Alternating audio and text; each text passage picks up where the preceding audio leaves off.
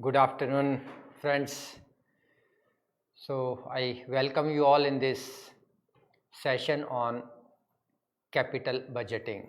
So, well, friends, we had discussed part 1 of capital budgeting yesterday, and the remaining part of capital budgeting we will be discussing today.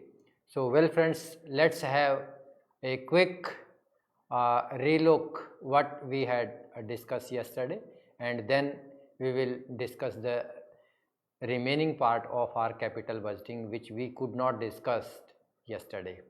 So, well, friends, as you might be well aware about the functions of financial management, as we had discussed yesterday, that first of all we need to identify and we need to determine the requirement of funds, and once the funds requirement is determined by the top management, then we have to identify the sources through which we need to raise the funds. And then when the second part is also over, then we need to decide the composition of the various sources of funds. Say for example, if we have to mobilize the funds by issuing the equity share capital and from debentures capital and from loan capital, then we need to determine that how much we need to raise the funds by issuing the equity share capital, and how much we should raise from debentures capital, and how much we should raise from taking the loan from the banks and from the financial institution. So, this composition is also very important while mobilizing the funds from the market, because as we had discussed yesterday that there are two types of cost of capital, that is fixed cost of capital and variable cost of capital, that is what we call internal cost of capital. So, well, friends, in case where there is regularity and certainty of income, in such case we can mobilize the funds by issuing the debentures capital or by taking a loan from the banks or from the financial institutions, because when we issue the debentures capital or when we take the loan from the financial institutions, these employs fixed cost of capital. Say for example, if the company has mobilized rupees 10 lakh, 10% debenture from the market, then 10% of 10 lakh, that is rupees 1 lakh, the company is bound to make the payment of rupees 1 lakh as interest on debenture irrespective of the amount of profit or loss. And likewise, if we have taken the loan, say for example, if we have taken loan of 50 lakhs at the rate of 10%, then again rupees 5 lakh as interest on taking the loan, this amount of interest of rupees 5 lakh, we have to make the payment irrespective of the amount of profit or loss. Therefore, these sources and this cost of capital is known as fixed cost of capital, that every year on account of mobilizing the funds by taking the loan from the financial institution, the company is under the obligation to make the payment of rupees 5 lakh as interest on loan is mandatory. Company cannot escape from this obligation of making the interest to the financial institution. And as far as the variable cost of capital, as we had discussed, that if we mobilize the funds by issuing the equity share capital, then the cost of capital would be in terms of dividend. So, the company can make the payment of the dividend, and if the company do not want to make the payment of the dividend, then company can take such decision. And even if the company wants to make the payment of dividend to the shareholder, then what should be the rate of dividend is again decided by the company in its annual general meeting. So, sometime the rate of dividend may be less, sometime the rate of dividend may be on the higher side. So, therefore, this is what we call variable cost of capital, because here the cost of capital in terms of dividends keep varying over a period of time. So therefore this sources of mobilizing the funds is known as variable cost of capital. Well friends, now the next is kinds of capital budgeting. So well friends, when we speak about the kinds of capital budgeting, so there are three kinds of capital budgeting. The first one is accept and reject decision. Well friends, all independent proposals and any proposal when it do not compete with the other proposal simultaneously is known as independent proposal. So when we have to take a decisions about the acceptance and rejections in case of those projects which are completely independent, it means these projects do not compete with each other. Say for example, if you want to buy a house in Dwarka and you have two options, that either you want to buy a house at Dwarka in sector 6 or in sector 7. You have two proposals, that either you can have a house in sector 6 of Dwarka or in sector 7 of Dwarka. So in that particular case, in case if you accept that okay, I must go for buying a house in sector 6 of Dwarka, then automatically the second option would automatically be rejected. So these are what we call independent proposals, or when the company is looking for the site of a plant, and if you have two choice, that either you can establish the plant either at Noida or at Vasant Vihar. So say for example, if you have decided to establish the plant at Noida, then establishment of plant at Vasant Vihar would automatically be rejected. So this is possible only in case when the projects are independent and when they do not compete with each other. Then second one is mutually competitive decisions. So well friends, in case of mutually competitive decisions, you can, in case of mutually competitive decisions, so when the acceptance of proposal will automatically reject the proposals of the other. Say well friends, this is what we had discussed just now. This was possible only in case of mutually exclusive decision, that the acceptance of one proposal will automatically reject the acceptance of other proposal. This is happening only in case of mutually exclusive proposal.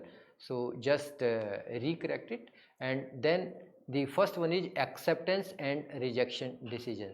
So these acceptance and rejection decision, when all the projects are independent, in that case we can accept all the proposal simultaneously. And what should be the criteria of acceptance and rejections? Simply, in case if the actual rate of return is more than the predetermined rate of return which is decided by the management, we will accept all those proposals. And in case if the actual return of these proposals is less than the predetermined rate, we will outrightly reject the proposal.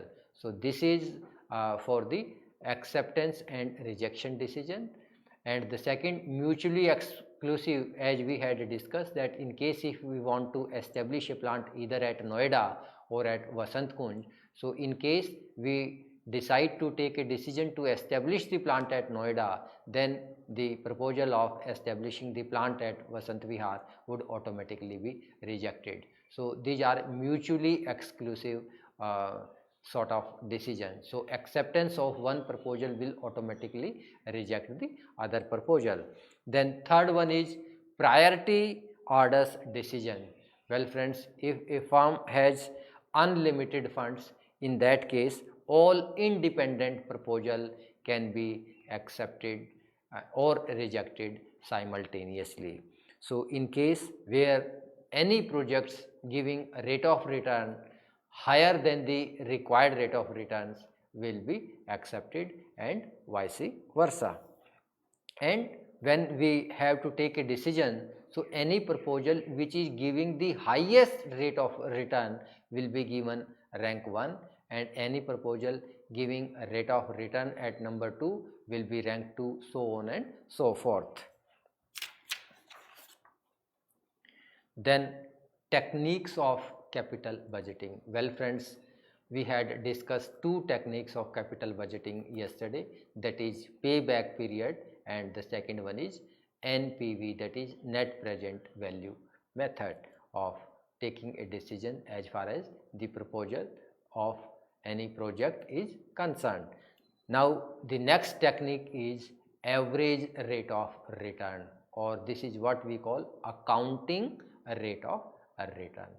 So as per this techniques of capital budgeting, we will take the decision whether to undertake a project or not. So here average rate of return is calculated. The formula is average annual profit after depreciation and tax multiply by 100 divided by average investment. So here friends, the concept of average investment and the concept of average annual profit after depreciation and tax. So this is very important. So let's discuss how do we calculate the average annual profit. So it's very simple. Total profit after depreciation and tax divided by the number of years. Say for example, if we have 5 years and there is a proposal which is giving us the profit or which is giving us the return for a period of 5 years. So we will calculate the profit of such a project for a period of 5 years, taking into consideration the amount of depreciation and tax. So here in this case, it must be after charging the amount of depreciation and after charging the amount of tax. So in case if any project which is giving us the return before charging the depreciation and tax, in such a case the amount of depreciation and tax must be subtracted, and only after charging the amount of depreciation and tax the net profit of that particular project over the expected useful life of the project will be taken into consideration. And then average investment. So average investment can easily be calculated. It is original investment minus salvage value divided by 2 plus salvage value. So original investment minus salvage value divided by 2 plus salvage value. Say for example, the original investment of a project is rupees 1 lakh and the salvage value is rupees 10,000. So salvage value is the value which is expected to be realized after the expected useful life of the asset. When we discard any asset, so at the time of discarding the asset, whatever amount is realized is known as salvage value. So here the cost of the project is rupees 1 lakh, that is the original investment is 1 lakh minus salvage value, that is rupees 10,000 divided by 2. So 1 lakh minus 10,000, it is 90,000 divided by 2, that is 45,000 plus salvage value. So salvage value is 10,000, so 45,000 plus 10,000, that is 55,000. So this is how do we calculate the average investment. So now I think the concept of average annual profit and concept of average investments both would be very much clear in the mind of the learners, and they should not get any sort of confusion while calculating the amount of average annual profit after depreciation and tax, and then average investment, which is original investment minus salvage value divided by 2 plus salvage value. So well friends, acceptance and rejection decision. So very simple. If average rate of return is more than the predetermined rate of return. So any project giving average rate of return or accounting rate of return more than the predetermined rate of return would be accepted, and vice versa. And in case if the ARR, that is average rate of return, is equal to the predetermined rate of return, the company can accept or the company can reject the proposal depending upon the other internal or external factors. So these factors are again very important. So that depends upon the company, that what kinds of factors are given the priority while taking the decision. So depending upon the priority of those factors, such decisions are taken. Then advantages of this method, ARR method, that is accounting rate of return, and this method is also known as average rate of return. The first one is simple. This method is very simple to understand and can easily be implemented in any kind of business enterprise. Then the second one is entire life of the project is considered.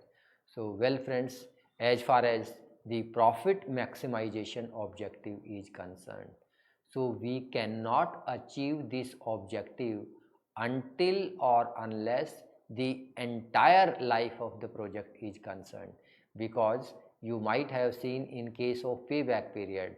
So in payback period we consider the life of the project only up to a stage where the business enterprise is in a position to recover the original cost of the project. So once the original cost of the project is concerned and when it is recovered, then the business has nothing to do with the remaining life of the project. But here it is not possible in case of accounting rate of return, that is average rate of return.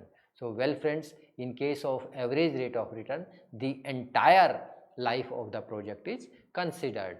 So this can easily be achieved when we do have the long-term objectives into consideration.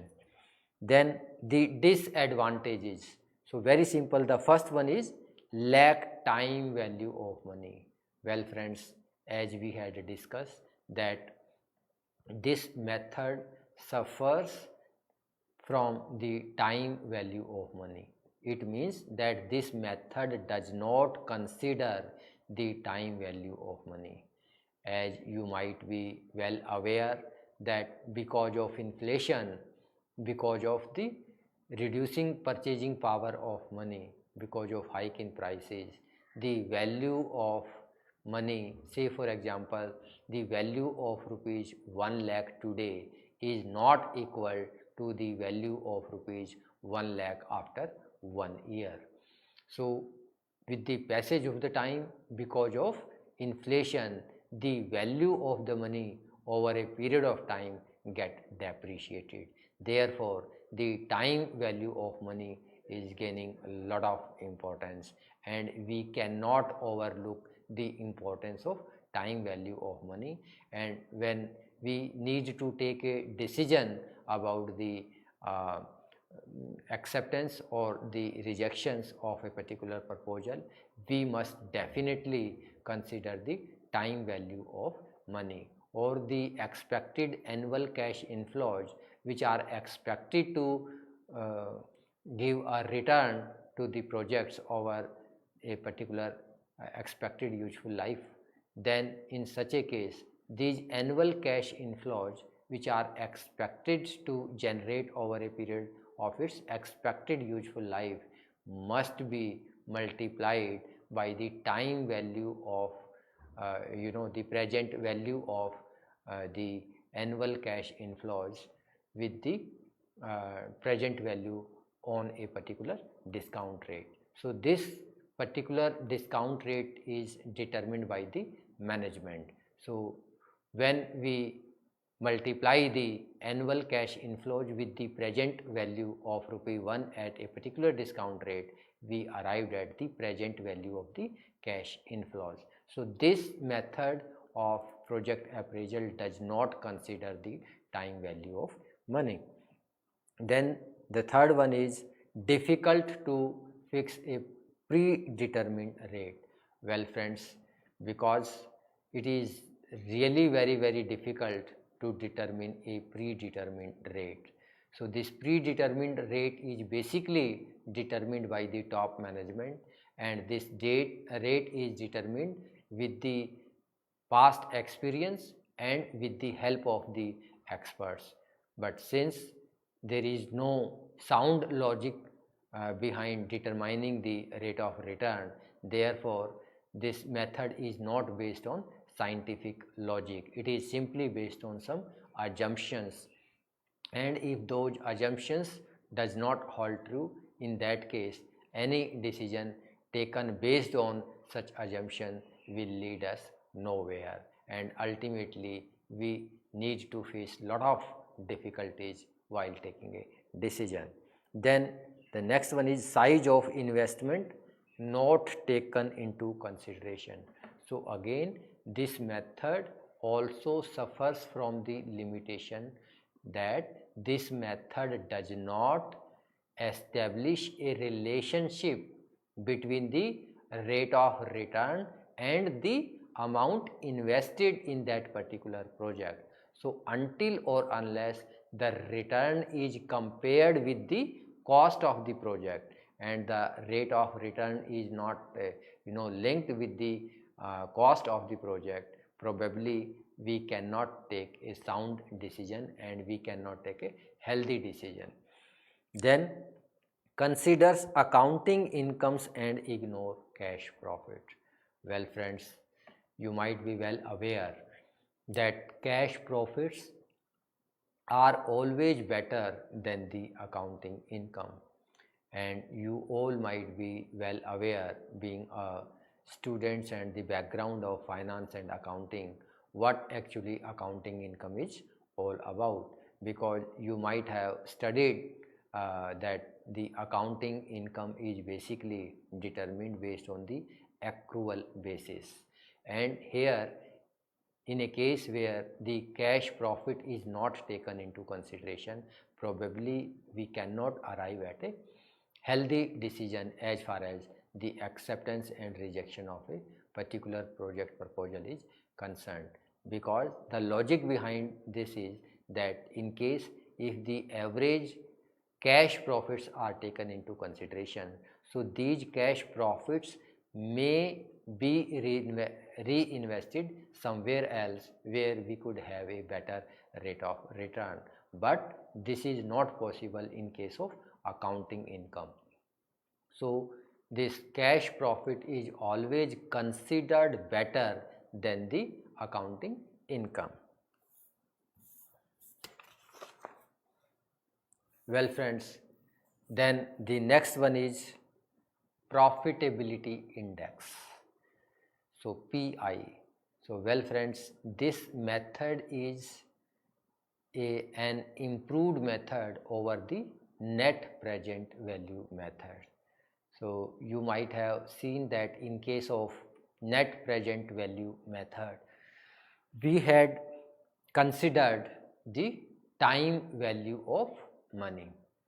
So that way that method was somewhat logical, but the biggest disadvantage of that method was that in case of NPV method, we do not consider the size of investment which is required in order to undertake a project.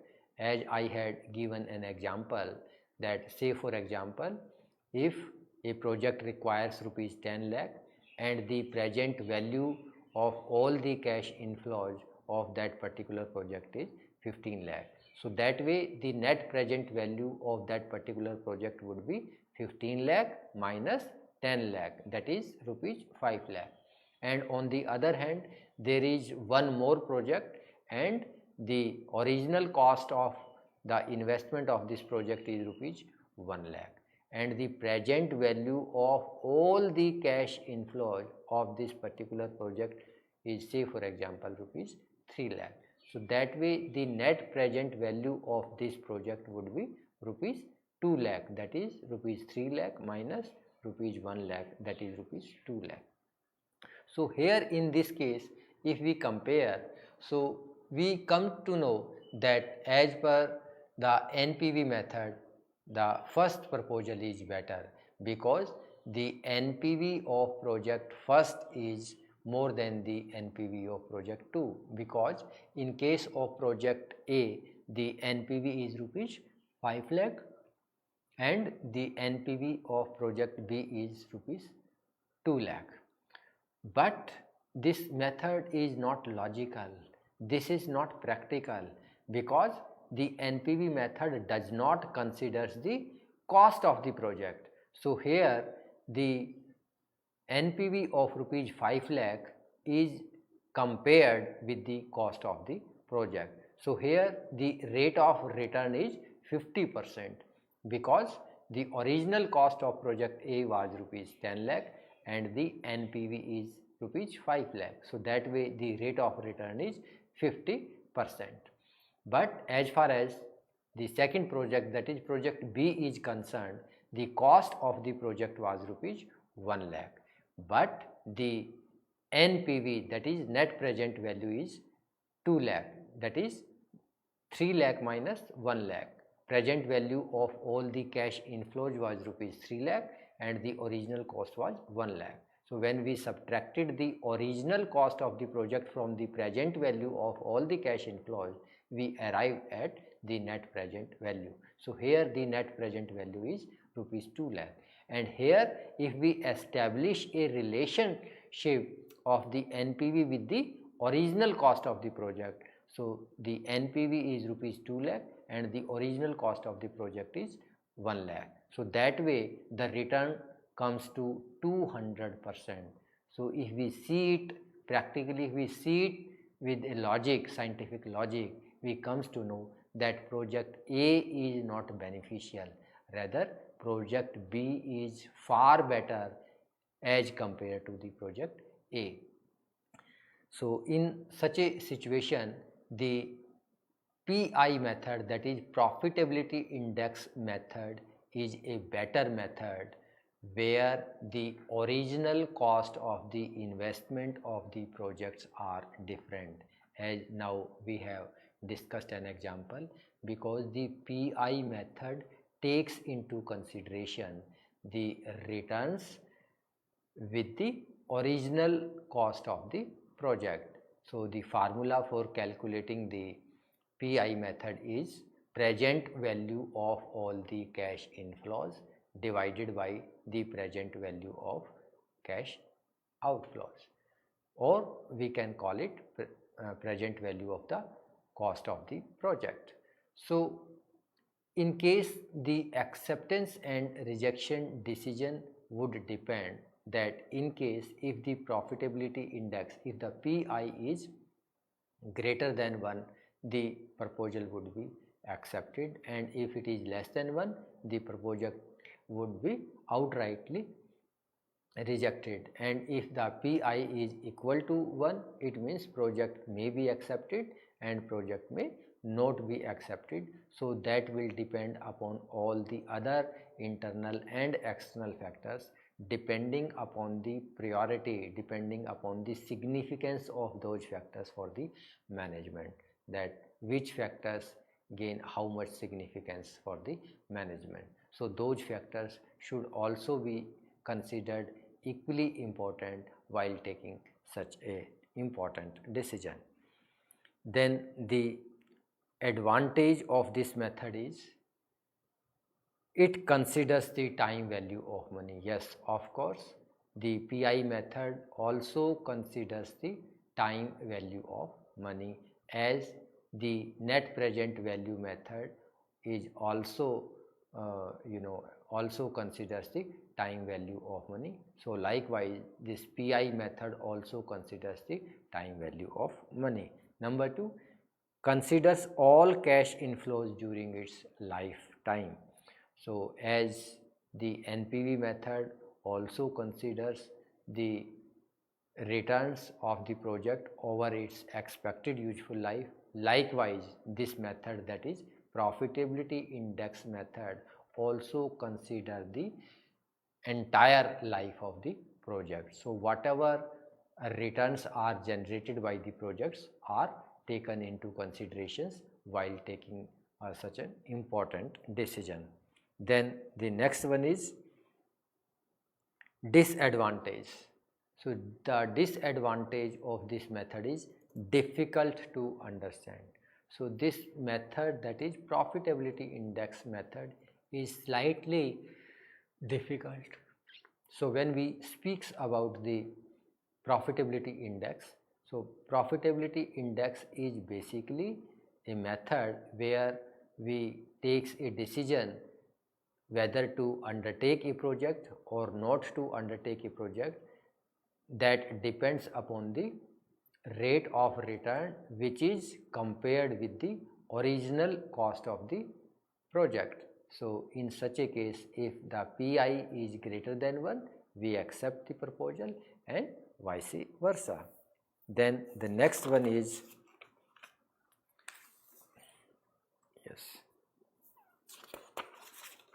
next one is IRR method. So this IRR method is again very important and slightly difficult to understand, but I will try my best to explain it as simple as it can be.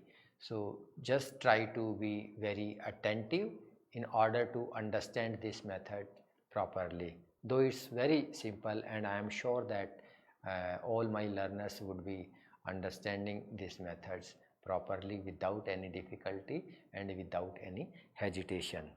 So well friends, IRR, internal rate of return. So IRR is a rate where the NPV is 0.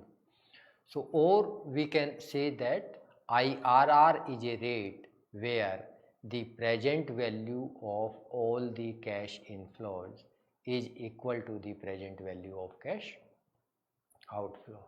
So well friends, when we talk about IRR, so this IRR is also known as minimum required rate of return, and this IRR is not an hypothetical rate. The IRR is calculated keeping in view the average cash inflows which is expected to generate over its expected useful life of the project.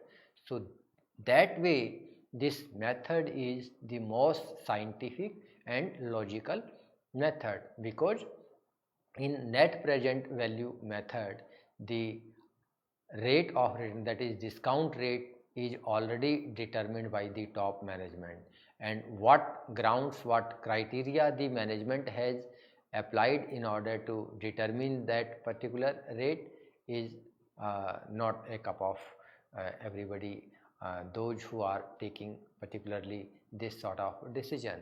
So therefore IRR is the actual rate which denotes the profitability and which considers the actual amount of cash inflows over the expected useful life of the project. So if the actual cash inflows are taken into consideration, the time value of money is also taken into consideration, then decision based on such logics will definitely help the management to take a very sound decision about to accept a proposal or not to accept a proposal. So the acceptance and rejection criteria is very simple.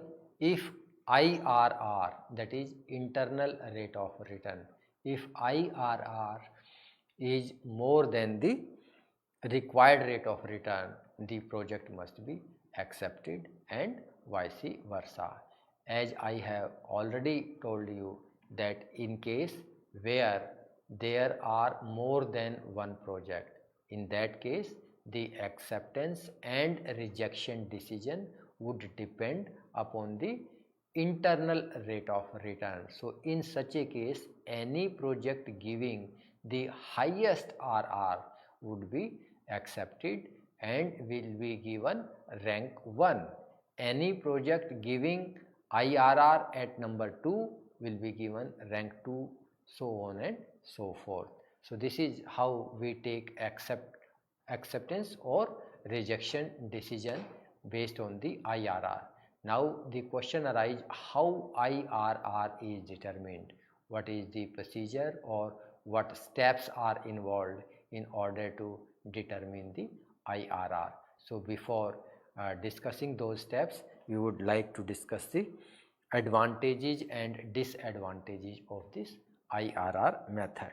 So the first one is time value of money. So well friend, this is, we have already discussed many times that this method considers the present value of all the cash inflows expected to be generated over its expected useful life of the project. Then second one is considers all cash inflows occurring over its expected useful life. Well friends, as I have discussed this concept many times, that until or unless the full life of the project is considered, we cannot achieve the wealth maximization or profit maximization objective. As we had noticed in case of payback period, so in that particular techniques of capital budgeting, we had seen that any project who is giving the in payback period, any project where the payback period is the minimum one is outrightly accepted and vice versa. But in case of IRR, this method of capital budgeting considers the entire life of the cost of the project, whereas in case of NPV we simply consider up to that particular stage where the original cost of the project is recovered, and once the original cost of the project is recovered, then we hardly matters about the forthcoming annual cash inflows. It means we do not bother much about the future cash inflows which a project is expected to generate. But in the IRR method, we consider all the cash inflows which are expected to take place over the expected useful life of the project. Then, as I told you yesterday, that it is very easy to understand, as if I say that the IRR is 18% and the required rate of return is 10%. So I can easily take a decision, yes, we should go for the project. Simply if I say that the NPV of a project is rupees 1 lakh, so simply by saying that the NPV of a project is rupees 1 lakh does not carry any meaning until or unless the size of investment is also taken into consideration. If a project where, say for example, rupees 1 crore is expected to be invested, so getting an income of rupees 1 lakh when it is compared with the original cost, that is rupees 1 crore, probably is very less rate of return. So in case when we speak about the net present value, then definitely we must establish a relationship, or we must calculate, we must see that the NPV is also compared with the original cost of the project. But this does not carry any meaning, and the NPV method does not consider the original cost of the project, as we had discussed many times.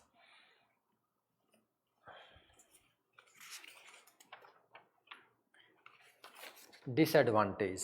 So calculation of IRR is slightly difficult. So the steps which are involved in order to calculate the IRR is slightly complex. Then the second one is, it is assumed that all the cash inflows are reinvested at IRR rate. So this logic is far from the reality, and it is not possible that whatever amount of cash inflows takes place during its expected useful life, such cash inflows are reinvested at IRR in the business. So these cash inflows may be utilized by the firm for any other purpose also, maybe for buying the assets or maybe for making the payment of the debentures, so on and so forth. So we cannot say that whatever amount of cash inflows are there, so such amount of cash inflows are reinvested in the business itself at the IRR rate, which is very far away from the realities. Now we will discuss that what steps are involved in order to calculate the IRR with the help of the example. So it's very simple to understand. The example is cost of the project is rupees 6 lakh and the expected useful life of the project is 5 years and the expected cash inflows are rupees 1.4 lakh in the first year, rupees 1.6 lakh in the second year, rupees 1.8 lakh in the third year, rupees 2 lakh in the fourth year and rupees 2.5 lakh in the fifth year. Now we have to determine the IRR. So very simple. First step is to calculate the fake payback period, and fake payback period we can easily calculate by adding the annual cash inflows over its expected useful life. So if we add up the cash inflows of its expected useful life, that is 5 years, so total of cash inflows over a period of 5 years is rupees 9,30,000. So if we divide it by 5, it comes rupees 1,86,000. So this is average cash inflows. So here now we have to calculate the fake payback period. So fake payback period is cost of the project, as we had already discussed, divided by average cash inflows. So cost of the project is rupees 6 lakh divided by average cash inflows. So average cash inflows we have already calculated 1.86 lakh. So that way the fake payback period is 3.253 year. This is fake payback period. Now this was the first step. Now the second step is slightly more important, and we need to pay our more attentions while understanding the second steps of this method. Now what we have to do is that we have to locate the fake payback period in the annuity table corresponding to its expected useful life. So the expected useful life is the 5 year. So if we locate 3.253 in the rows corresponding to the expected useful life, that is 5 years, that is 5 years. So if we locate this value in the corresponding row of expected useful life, that is 5 years, it comes to 3.274 against 16%.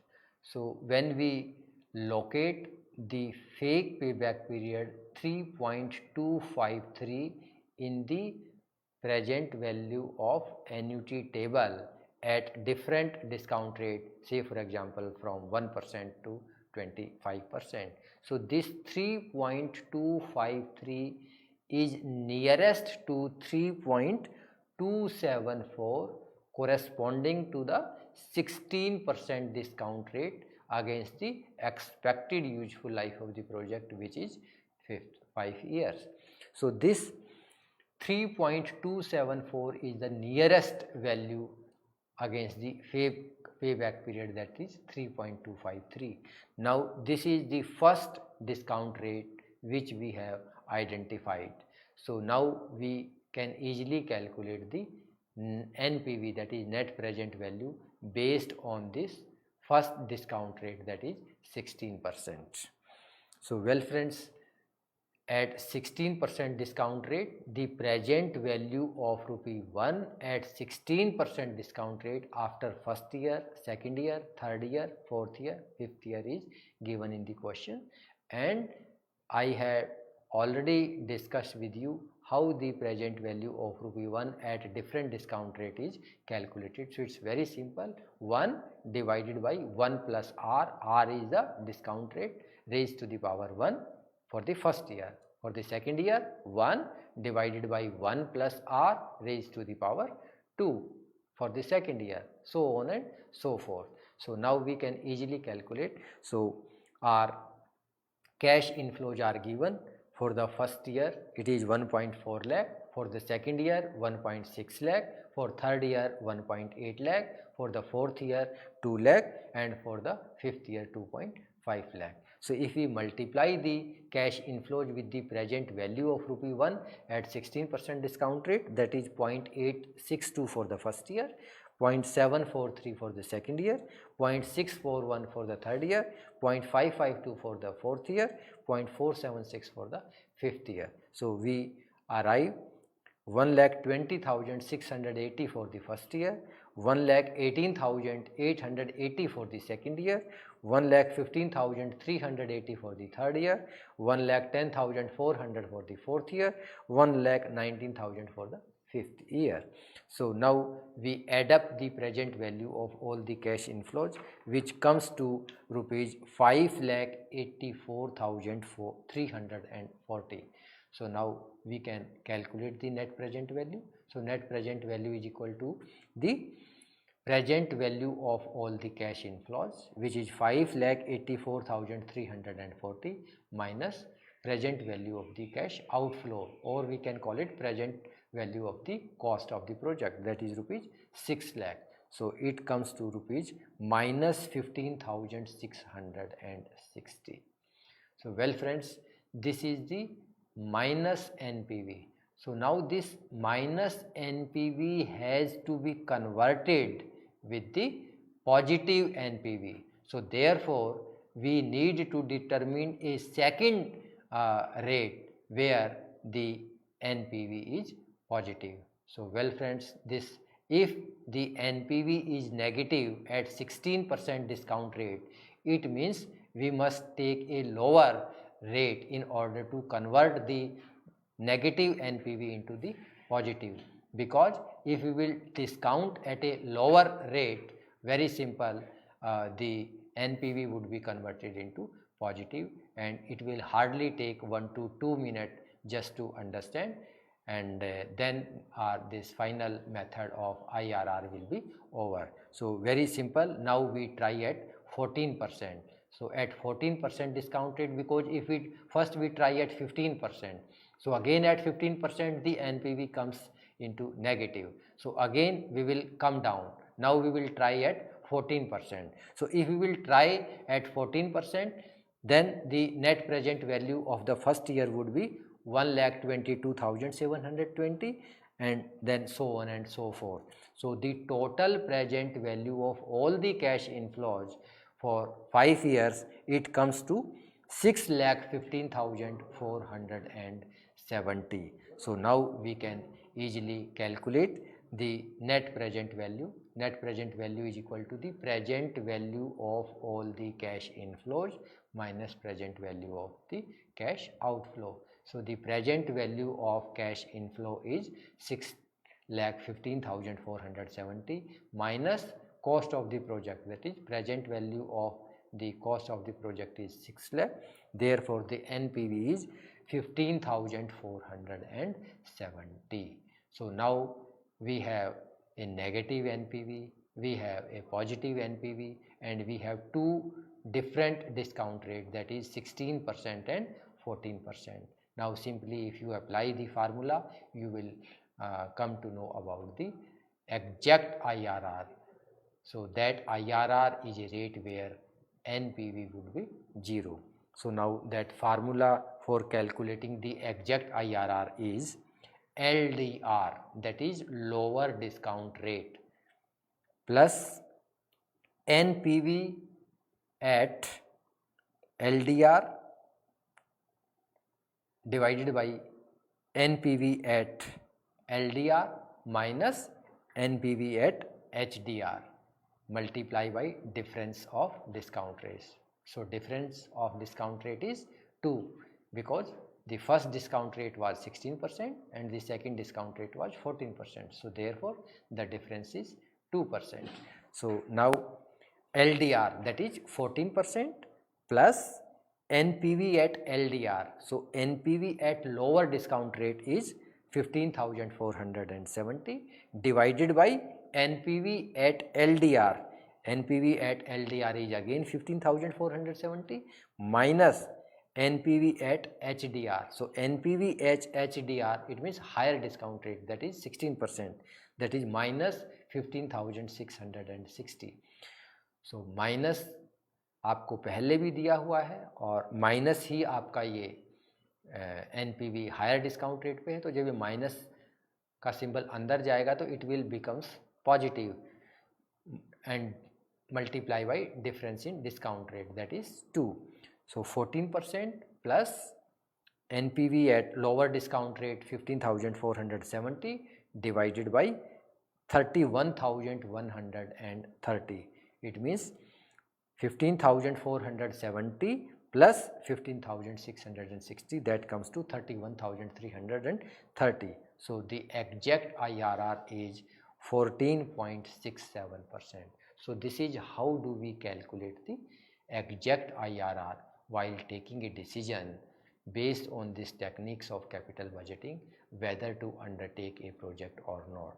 So my advice to the learners is that they should pay their attentions while they try to understand a particular concept. So if they are paying their best attention, if they are trying to understand the concept properly, then to the best of my knowledge there should not be any problem for the students. And these 5 techniques of capital budgeting based on which a decision is taken as far as the investment decision is concerned is very, very easy. And I am pretty sure that with such a discussion and with the help of such interaction, my learners would have been benefited a lot. And in case if there is any doubt in their mind, our toll-free number and other numbers are given to you, so you can write to us. We will definitely respond to your questions and we will try our best to resolve the queries, resolve the doubts which comes to your mind. Thank you very much.